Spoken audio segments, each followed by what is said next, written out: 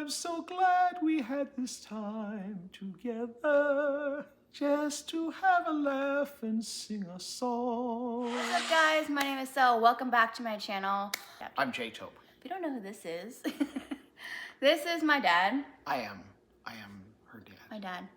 The reason why I brought him on for this video is because he knows so much more about my health than I do. Things from Might as well bring him on. I guess we have to bring him on. Yeah. Last time you saw me, I was in the hospital, and we're going to talk about the results from that last hospital visit.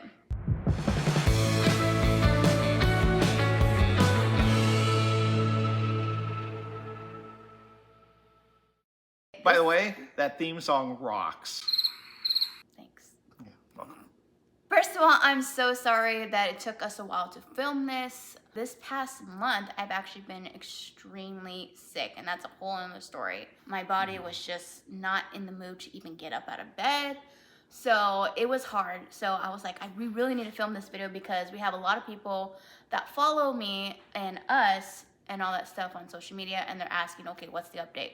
What's the next thing? Because a lot of people are very interested in what I'm going through, as well as you guys as well. So I sat down with Dad and I was like, we need to make this video because it's important not only to our family but to people that are going through this that I don't know that are going through this. People that are suffering from liver cirrhosis or any liver disease and any heart disease. So we're taking you on this journey, and this is our story. Well, my story, but our story as a family too. Yes, it is ours. So we're going to talk about basically all that happened in Houston. A little bit of a backstory. Where I live right now, the doctors have been keeping up with me every 6 months with my liver, with my heart, ever since I was a kid. Recently more with my liver just because I was recently diagnosed with liver cirrhosis. If you see my first vlog, you know the whole story. So jump to about a month ago, or a few months back actually, when my cardiologist and my liver doctor were like, I want a second opinion before we go out of state. Let's try Houston, see what they say. And if worst comes to worst and they still can't do it, then we're gonna travel out of state. So Houston was our next stop. Basically, I was getting tested for pretty much everything that I would get tested here for. They did a lot of blood work. I think I almost passed out. 25 vials. No. Yeah. No. Yeah. It was like 12. No, it was 25. They did an MRI. I have slowly gotten better at MRIs because I had a huge fear. And I think I still kind of do because I am claustrophobic. But that was the biggest scare for me, was getting an MRI, just because, I don't like it. Well, and MRI, for those of you not in the know, stands for... No, it stands for magnetic... Renaissance imaging? No, not Renaissance, because that way they would all be, in stockings and stuff and saying, could you please go that way towards the moat? Renaissance. I am a trained MA, and I don't know what MRI is. No, magnetic renaissance imaging. I was close. So it went really well. It was actually the most peaceful thing I've done there. It was very relaxing. After my MRI. And we had consultations that said, okay, we are now going to look over this. Yeah, we were basically like in a tiny conference room, and like every, 30 minutes, a new doctor or a new team of doctors would come in and say, here's our point of view on this. The other thing is that they're also telling her what all this is going to entail, regardless of where it was done. And I think that obviously is not easy to hear. I was shaking, but at the same time, I knew I had to be strong for them. And then, of course, for myself, because if I work myself up more, that works up my heart, and then that works up my liver. So that's why I was just like, let's hear the news and just go from there. So day one, we basically had MRI and blood tests and then consultation stuff. We were supposed to have, I believe it was an EKG, but unfortunately, the elevator in the hospital was broken and it threw off every patient's schedule. So we never got that done. For those of you who don't know, EKG stands for God. The next day was more respiratory tests. They wanted to measure the volume of air that goes in and out of my lungs. So it's basically, literally looked like a telephone booth that I was in for about almost 45 minutes straight. And they were just telling me to breathe in and out. They gave me nebulizer treatment to kind of see what the difference makes with the medicine, and you see the levels go up a little bit better or not so well. So we did that, and then right after that, I actually did a 6-minute walk test. It basically shows how tired I get after a certain distance and a certain amount of time walking. Right after that, I took a little break. We had a lunch break because I was starving. Then the last was an actual stress test, which basically they put me on an elliptical, which is one of those like bikes that you see in the gym. Basically doing a little mini workout. I felt like I failed at that.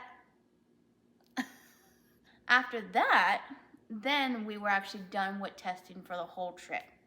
So Then we came back home. Then we actually drove back home. So then I would say a day or two later, we got a call with the results. I will do the Reader's Digest version. In other words, this is the very short version of what they said. I ain't gonna do it here. Yeah. We were actually sitting in the spot when we had the phone call. So they said that they were not going to do it because they felt it was too risky at their facility. And there's really only one other place that would do it. Houston and even places here in San Antonio have done numerous heart and liver transplants, specifically for people that have more of a regular anatomy. Right.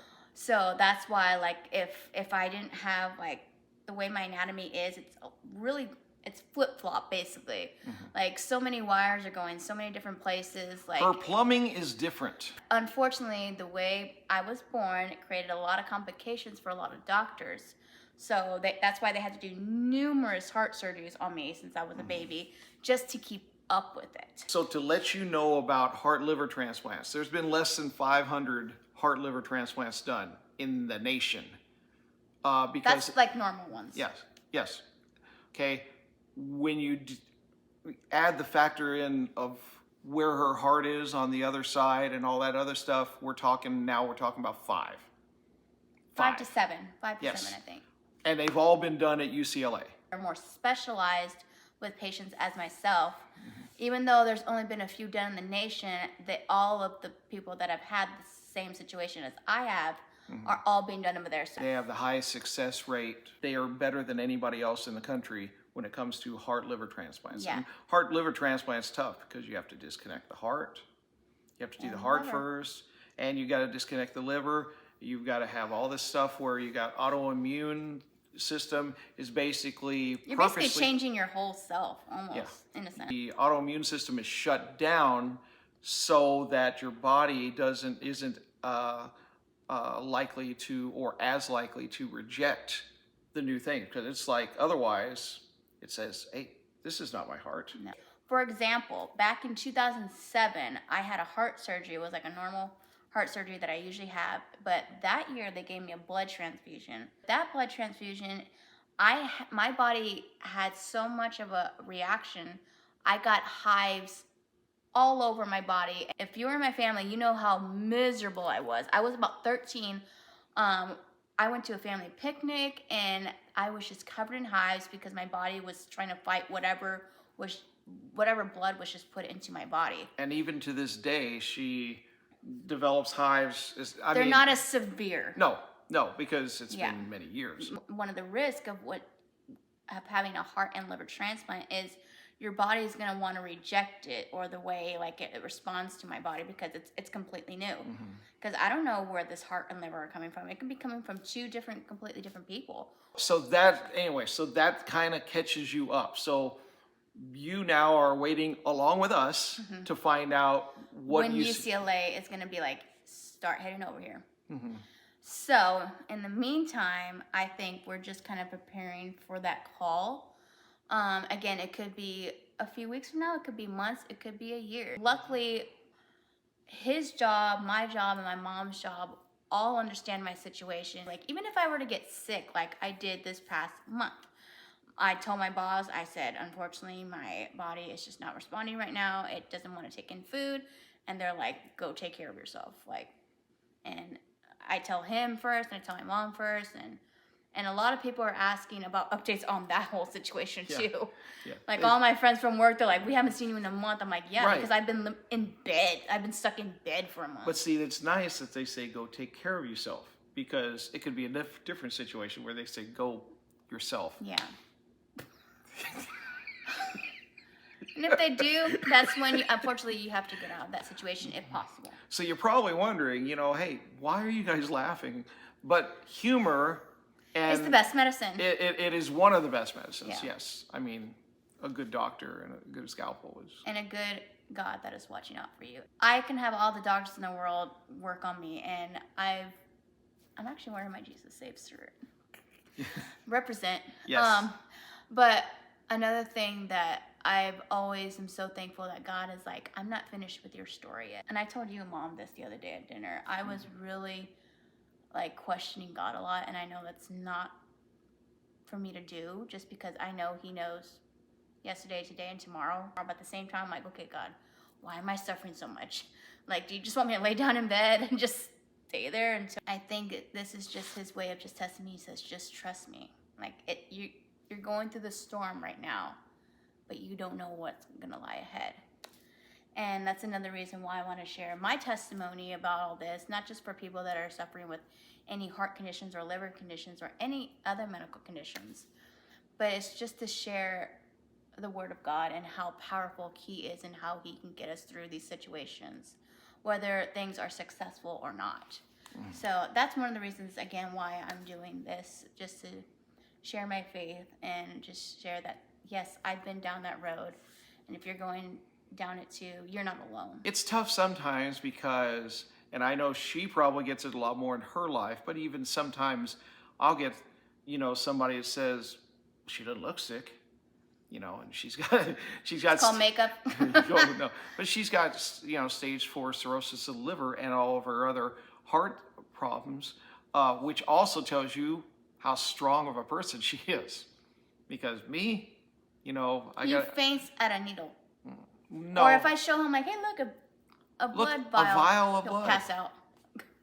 Like, I don't know what he would do in this situation, but I think the more you get poked and the more that you go see a doctor, you'll probably get used to it, like I have. But what are the first things that the doctor told you, like when I was a kid, how long my lifespan was going to be? Well, before you had the major, the Fontan surgery, which switches everything around. Basically, like plugging.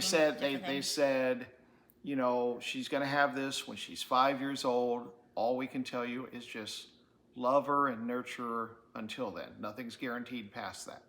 Mm-hmm. When she ended up having it at 3.5 because she was doing so well. So they decided to give her, do that at 3.5. And so after that, well, now we're talking about, well, let's see if she can make it into her 20s, made it into her 20s. Just turned 30. Right. So, but what they were finding out was so many of these patients that had the Fontan procedure, they were having liver problems. Their liver was getting backed up, and there was either a cirrhosis, well, actually there's cirrhosis with all of them, but in some cases the cirrhosis was so severe that you got liver cancer, and then you have the risk of spreading. So the fact that she's 30 years old and she hasn't had all this other stuff done, because there was a lot of people that are no longer around.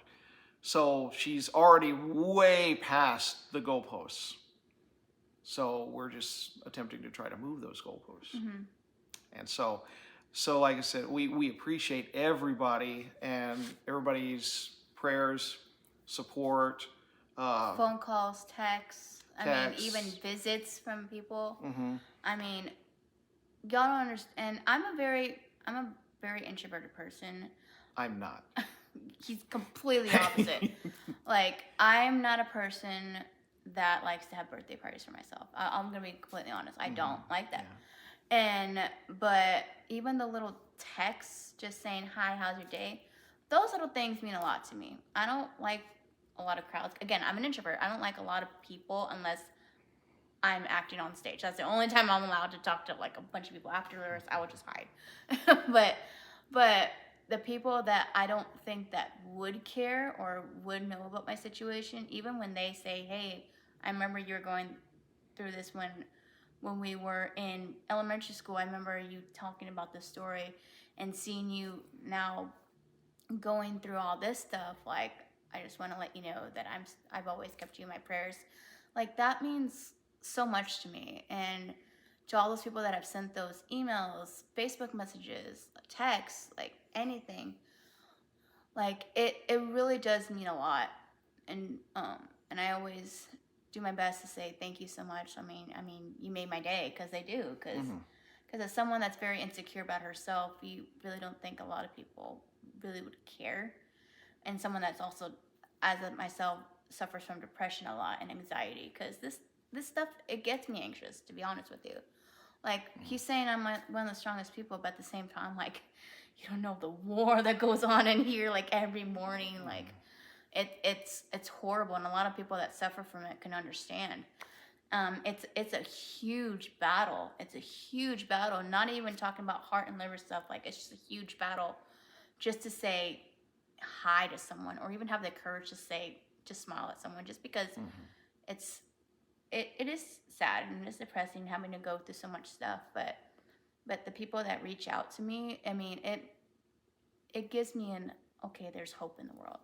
Like, it really gives me a sign that there's still amazing people in this world, and I admire them so much. So, like, just like I admire you guys. So I want to say thank you guys so much to my family, friends, and everyone that's watching this, because I was put on here for a reason. And if it's to spread awareness about heart disease and liver disease and spread the news of God, then that's what I'm going to do. I'm literally going to do what God has called me to until the day I die. So thank you guys for watching this video. Now you guys are completely updated. So Yes. yeah, and as soon as we know, we'll know. Yeah, anything else you want to say? No, just again, thanks for everybody that's, if you didn't reach out with Cell, so many people that have commented on my stuff Yeah. on Facebook. See, he's verified. He has more followers, so he gets more of the messages than me. But it's funny. It's funny, though. Like, Yes. he'll say, this person says hi. I'm like, good to know. And a lot of people, like, I don't know who they are. They're like, oh, this person I have a friend that's in Germany right now. Or I have a friend that's over here in Minnesota. I'm like, how do you even know these people? But yeah, he knows a lot more people more than me. Again, introvert, extrovert. But at the same time, it's crazy hearing those stories of people that have been praying for me that I had no idea. I had no idea who they are. And it's like, wow, like I don't know this person, but they know me. Like, it's crazy. Like, yeah. But again, we want to say thank you guys. We wanted to give you this update because we knew it was super important to everyone, and to especially my family and friends, but everyone that is going through this journey. Remember that you are not alone. And yeah, so thanks so much for joining us today. Don't forget to like, subscribe to my channel for any more updates, and as soon as we know stuff, we will let you know. Thanks so much, guys. Bye. Bye.